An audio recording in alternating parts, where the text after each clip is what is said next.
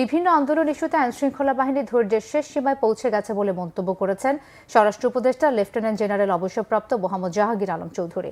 সকালে গুলশান পুলিশ প্লাজায় নৌ পুলিশ সদর দপ্তর পরিদর্শন শেষে একথা বলেন তিনি। এ সময় তিনি জানান, নানামুখী আন্দোলনে সড়ক অবরোধ করায় জনদুর্ভোগ সৃষ্টি হচ্ছে। এতে জনমনে সরকারের সক্ষমতা নিয়ে প্রশ্ন উঠেছে। আন্দোলন দমাতে পুলিশ চড়াও হলে আবার পুলিশকে সমালোচনার মুখে পড়তে হচ্ছে উল্লেখ করে সকলকে নিজ নিজ ক্যাম্পাস বা জায়গায় আন্দোলন করে দায়িত্বশীল আচরণ করার আহ্বান জানান স্বরাষ্ট্র উপদেষ্টা।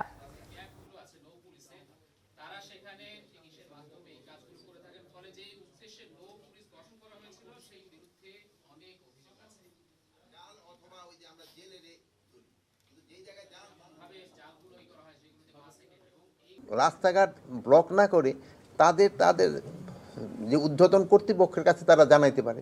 যেমন ছাত্রদের ক্ষেত্রে তারা তাদের ঊর্ধ্বতন কর্তৃপক্ষের জানাইতে পারে। তারপরে যদি তারা কোনো করতে চায়, তাদের স্কুলের মাঠ আছে, কলেজের মাঠ আছে, ওখানে তারা বলতে পারে। বাট জনগণের দুর্ভোগ সৃষ্টি করে যেন না করে এটা করবেন। কিন্তু সবারই কিন্তু একটা ধৈর্য আছে, মানে এক সময় কিন্তু সবাই ধৈর্যের বাঁধও কিন্তু ভেঙে যায়।